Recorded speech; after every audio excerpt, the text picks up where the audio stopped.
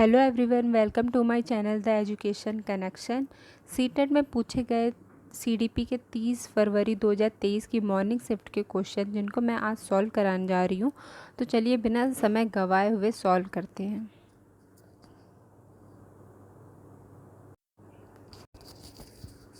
पहला क्वेश्चन है, बच्चे समय की एक विशिष्ट अवधि तक बहुत सरलता के साथ भाषा सीखते हैं क्योंकि उस अवधि में वे पर्यावरणीय प्रभाव के साथ प्रतिक्रिया करते। इस अवधि को विकास की किस अवस्था अवधि के रूप में जाना जाएगा? पहला है संवेदनशील, दूसरा क्षेत्रीय, तीसरा है विशिष्ट या असामान्य, चौथा है अप्रतिक्रियात्मक। तो सही ऑप्शन है इसका पहला, संवेदनशील।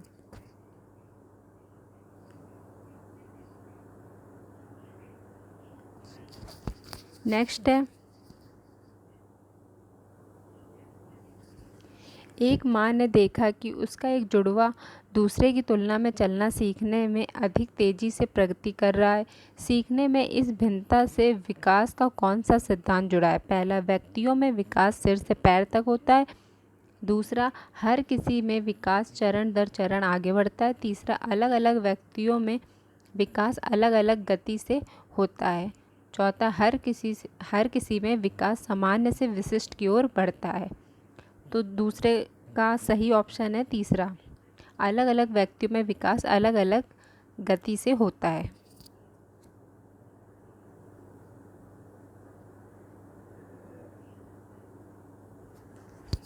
नेक्स्ट है,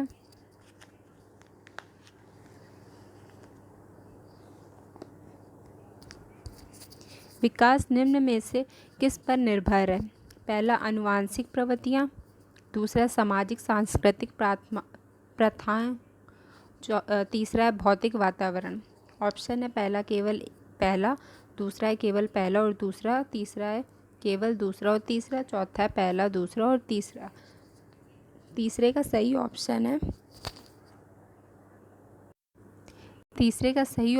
है चौथा, पहला, दूसरा और तीसरा। पहला आनुवांशिक प्रवृत्तियाँ, दूसरा सामाजिक सांस्कृतिक प्रथाओं, तीसरा भौतिक वातावरण। नेक्स्ट क्वेश्चन है, जीन पियाजे के संज्ञानात्मक विकास के सिद्धांत के अनुसार अध्यापक को किस अवस्था में क्रमबद्धता से संबंधित प्रश्न हल करने के लिए देना चाहिए? पहला, संवेदीगामक, दूसरा पूर्व सक्रियात्मक, तीसरा मूर्त सक्रियात्मक, चौथा औपचारिक सक्रियात्मक। तो चौथे का सही ऑप्शन है तीसरा, मूर्त सक्रियात्मक। नेक्स्ट है, जीन पियाजे के सिद्धांत के अनुसार व्यक्ति आत्मसात्करण और समंजन के माध्यम से किस स्थिति को प्राप्त करने का प्रयास करते हैं? पहला, संतुलन, दूसरा असंतुलन, तीसरा प्रत्यक्ष अवबोधन, चौथा है भ्रम। तो पांचवे का सही ऑप्शन है पहला, संतुलन। नेक्स्ट है, छठा, 6 वर्षीय लड़का मनीष दुनिया और दूसरों के अनुभवों को केवल अपने ही दृष्टिकोण से देखता है और दूसरों के दृष्टिकोण समझने में असफल रहता है। यह किसका प्रतिनिधित्व करता है? पहला, संरक्षण, दूसरा आत्म केंद्रीयता, तीसरा प्रतिवर्ती चिंतन, चौथा वैज्ञानिक तार्किकता। छठे का सही ऑप्शन है दूसरा, आत्म केंद्रीयता। नेक्स्ट है, लॉरेंस कोलबर्ग के नैतिक विकास के सिद्धांत के अनुसार एक व्यक्ति जो नैतिक विकास की कानून एवं व्यवस्था चरण में है उसका मत होगा। पहला, कानूनों तथा नियमों का पालन अन्य व्यक्तियों को प्रसन्न रखने के लिए करना चाहिए। दूसरा, कानून तथा अधिकारियों की आज्ञा का पालन करना चाहिए जिससे सामाजिक प्रणाली सुगम बनी रहती है। तीसरा, कानून तथा नियमों का पालन दंड से बचने के लिए करना चाहिए। चौथा, कानून तथा नियमों का पालन तभी करना चाहिए जब वे हमारी आवश्यकताओं की पूर्ति करें। सातवें का सही ऑप्शन है दूसरा।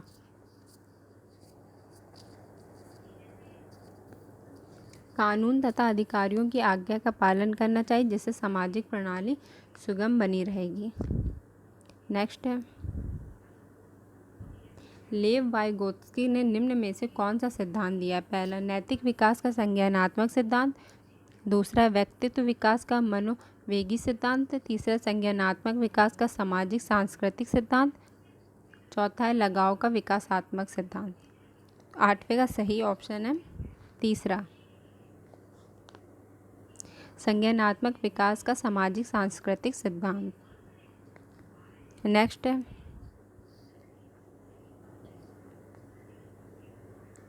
एक विद्यार्थी दिए गए प्रश्न को हल करने में चुनौती महसूस कर रहा है। लेव वाइगोत्स्की के अनुसार इस स्थिति में एक अध्यापिका को क्या करना चाहिए?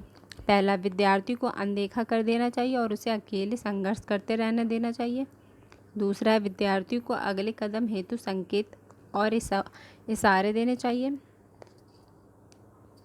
तीसरा, सीधे तौर पर सही जवाब बता देना चाहिए। चौथा, सवाल को हल न कर पाने के लिए विद्यार्थी को दंडित करना चाहिए। तो 9वें का सही ऑप्शन है दूसरा, विद्यार्थियों को अगले कदम हेतु संकेत और इशारे देने चाहिए। नेक्स्ट है 10वां क्वेश्चन है, एक प्रगतिशील कक्षा में विद्यार्थियों को किस ओर केंद्रित होना चाहिए? पहला, अपने सहपाठियों से प्रतिस्पर्धा की ओर। दूसरा, जितना हो सके उतना कठस्थीकरणी करने हेतु। तीसरा, मूर्त पुरस्कार जैसे ट्रॉफी जीतने की ओर। चौथा है, सक्रिय भागीदारी द्वारा ज्ञान सर्जन की ओर। तो इसका सही ऑप्शन है 10वें का चौथा, सक्रिय भागीदारी तथा ज्ञान सर्जन की ओर। नेक्स्ट है,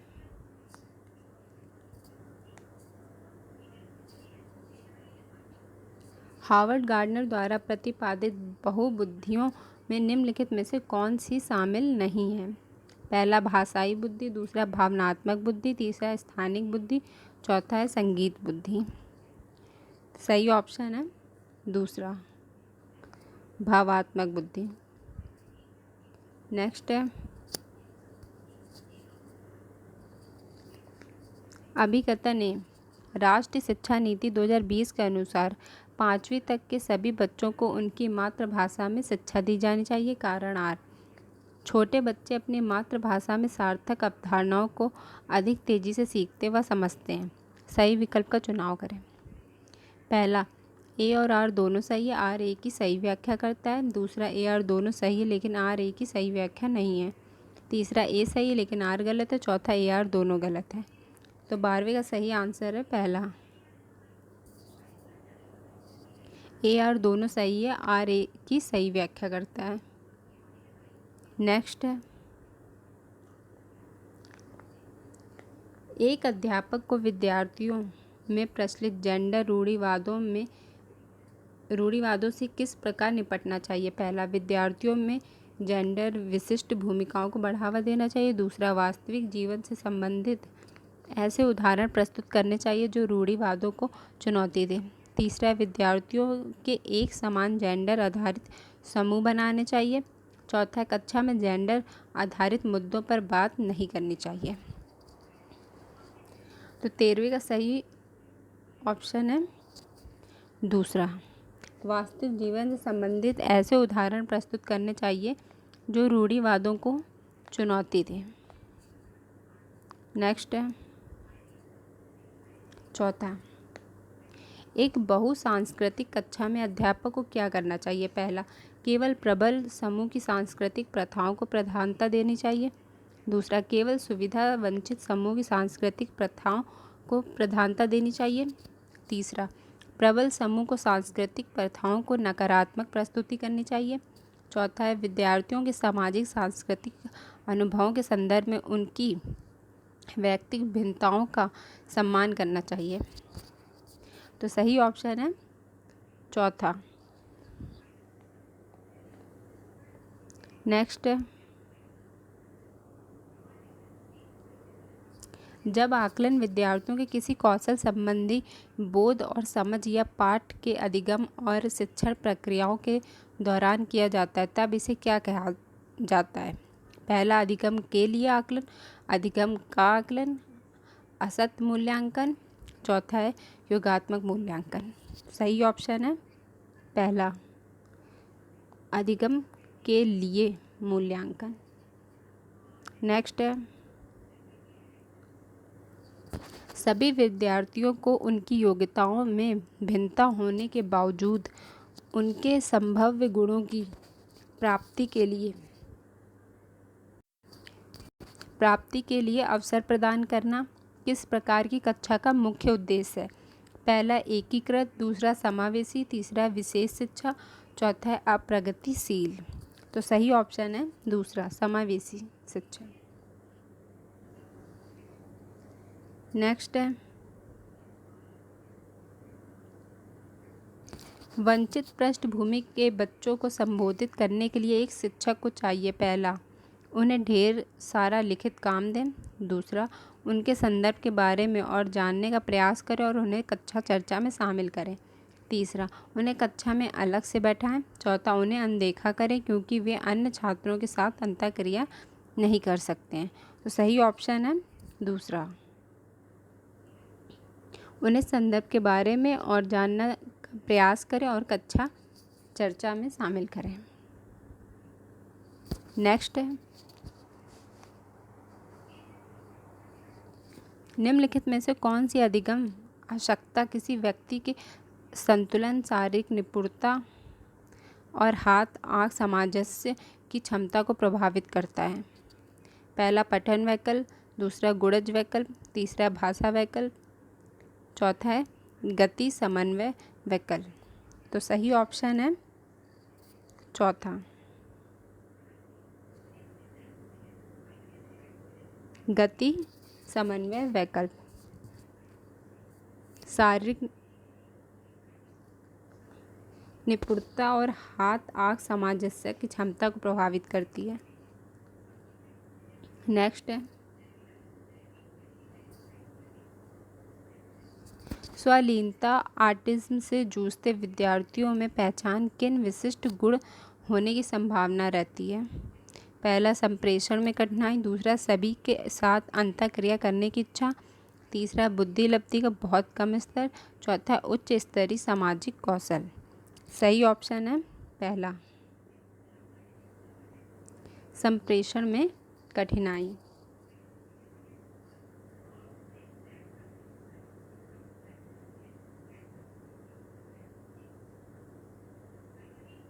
नेक्स्ट है, निम्नलिखित में से कौन सी सृजनात्मक विद्यार्थी की पहचान विशेषता नहीं है? पहला, जिज्ञासा की प्रबल भावना, दूसरा, अभिसारी सोच, तीसरा, उच्च स्तरीय समस्या समाधान कौशल, चौथा है नवाचारी अनूठे विचार। सही ऑप्शन है दूसरा, अभिसारी सोच। नेक्स्ट है, राष्ट्रीय शिक्षा नीति 2020 सुझाती है कि शिक्षा पहली, पाठ्य पुस्तक की विषय वस्तु तक सीमित होनी चाहिए, दूसरा, तथ्यों के कंठस्थीकरण पर आधारित होनी चाहिए, तीसरा, विद्यार्थियों के बीच प्रतिस्पर्धा बढ़ाने की तरफ उन्मुख होनी चाहिए, चौथा, समालोचनात्मक चिंतन के विकास पर केंद्रित होनी चाहिए। सही ऑप्शन है 21 का फोर्थ, समालोचनात्मक चिंतन के विकास पर केंद्रित होनी चाहिए, क्रिटिकल थिंकिंग। नेक्स्ट है,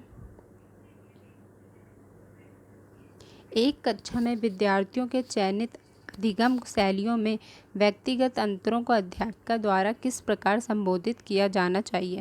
पहला, अध्यापन अधिगम प्रक्रिया में बाधा के रूप में, दूसरा, नकारात्मक पुनर्बलन द्वारा मिटाए जाने चाहिए, तीसरा, संज्ञानात्मक असामान्यता के परिणाम के रूप में देखना चाहिए, चौथा, उनकी मान्यता रखे हुए बाल केंद्रित शिक्षा शास्त्र को अपनाना चाहिए ताकि उनकी व्यक्तिगत ज़रूरतें पूरी हों। तो सही ऑप्शन है चौथा। उनकी मान्यता रखते हुए बाल केंद्रित शिक्षा शास्त्र को अपनाना चाहिए ताकि उनकी व्यक्तिगत ज़रूरतें पूरी हों। नेक्स्ट है 21। एक प्रगतिशील कक्षा अध्यापकों को डैश रूप में तथा शिक्षार्थियों को डैश रूप में अपेक्षित करती है। पहला, ज्ञान का प्रदाता, ज्ञान का निष्कर्षी ग्रहणकर्ता। दूसरा, ज्ञानकारी का प्रभुत्वधारी स्रोत, अधीनस्थ प्रतिभागी। तीसरा है सुसाधक, ज्ञान के सृजन में सक्रिय प्रतिभागी। चौथा है तानाशाह, आज्ञाधीन जीव। सही ऑप्शन है तीसरा, सुसाधक, ज्ञान के सृजन में सक्रिय प्रतिभागी। नेक्स्ट है रेयान ने कुछ दिन पहले ही जाना कि अंग्रेजी के किसी शब्द के पीछे ईडी लगाने से उस शब्द का रूप वर्तमान में भूतकाल में बदल जाता है। इस जानकारी को पाने के बाद रेयान हर शब्द का भूतकाल रूप दर्शाने के लिए यह तरीका अपना रहा है। बच्चों द्वारा किसी नियम को हर दशा में निरूपित करने का यह रुझान उनकी अपनी सोच को डैश की प्रवृत्ति दर्शाती है। पहला, कमतर आंकने। दूसरा है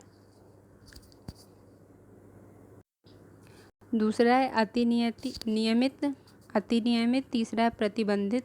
चौथा है द्विभाषिक। सही ऑप्शन है दूसरा। नेक्स्ट है ब्रेन स्टॉर्मिंग। विचार वेश को एक तकनीक के रूप में बच्चों में डैश विकसित करने के लिए इस्तेमाल किया जाता है। पहला, अभिसारी सोच। दूसरा, प्रक्रियात्मक स्थिरता। तीसरा, अपसारी सोच। चौथा, अनुक्रिया समुच्चय। तो सही ऑप्शन है तीसरा, अपसारी सोच। नेक्स्ट है रचनावादी कक्षा में एक शिक्षक की सबसे महत्वपूर्ण भूमिका क्या है। पहला, सभी बच्चों को मानक निर्देश देना। दूसरा, सुनिश्चित करना कि प्रत्येक बच्चा अपनी क्षमता को सर्वोत्तम रूप से प्रकट करे। तीसरा, सभी बच्चों में समान गति से आगे बढ़ने की अपेक्षा करना। चौथा, बच्चों की विविध आवश्यकताओं के प्रति उदासीन रहना। सही ऑप्शन है दूसरा, सुनिश्चित करना कि प्रत्येक बच्चा अपनी क्षमता को सर्वोत्तम रूप से प्रकट करे। नेक्स्ट है निम्नलिखित में से कौन सा समस्या समाधान की पद्धति का पहला चरण है। पहला, समस्या को परिभाषित करना। दूसरा, समस्या की पहचान। तीसरा, प्रासंगिक जानकारी की खोज। चौथा, परिकल्पना का निरूपण। सही ऑप्शन है दूसरा, समस्या की पहचान। नेक्स्ट है प्राथमिक विद्यालय में छात्रों को प्रेरित करने के लिए शिक्षक को क्या रणनीति अपनानी चाहिए। पहला, व्यक्तिगत छात्रों के बीच अंकों के लिए प्रतिस्पर्धा को प्रोत्साहित करना। दूसरा, प्रत्येक गतिविधि के लिए प्रेरक कारक के रूप में प्रोत्साहन, पुरस्कार और दंड का उपयोग करें। तीसरा, पूरी कक्षा के लिए मानक लक्ष्य निर्धारित करें और उन लक्ष्यों की उपलब्धि का आकलन करने के लिए कठोर मानदंड रखें। चौथा है, बच्चों की उनकी सोच के अनुसार लक्ष्य निर्धारित करने में मदद करें और उसी दिशा में काम करने में उनका समर्थन करें। सही ऑप्शन है चौथा। नेक्स्ट है अभिकथन। पहला ए है, संज्ञानात्मक विकास के साथ विद्यालयों को विद्यार्थियों की भावनात्मक खुशहाली सुनिश्चित करनी चाहिए। कारण आर है, किसी समस्या प्रश्न को हल करते समय विचारों का मौखिकीकरण समस्या समाधान कौशल में बाधा डालते हैं। ऑप्शन है पहला, ए और आर दोनों सही है। आर ए की सही व्याख्या करता है। दूसरा है ए आर दोनों सही है लेकिन आर ए की सही व्याख्या नहीं है। तीसरा, ए सही लेकिन आर गलत है। चौथा, ए आर दोनों गलत है। सही ऑप्शन है दूसरा, ए आर दोनों सही है लेकिन आर ए की सही व्याख्या नहीं है। नेक्स्ट है निम्नलिखित में से कौन सा अधिगम की प्रक्रिया में सकारात्मक रूप से योगदान नहीं देता है? पहला कुपोषण, दूसरा समकक्षों के साथ सहयोग, तीसरा अपसारी चिंतन, चौथा चर्चाएं। सही ऑप्शन है कुपोषण। ये 3 फरवरी 2023 में CDP में पूछे गए क्वेश्चन थे, जिनको पूरा करा दिया गया है। अगर आपको वीडियो पसंद आए तो लाइक शेयर सब्सक्राइब करें।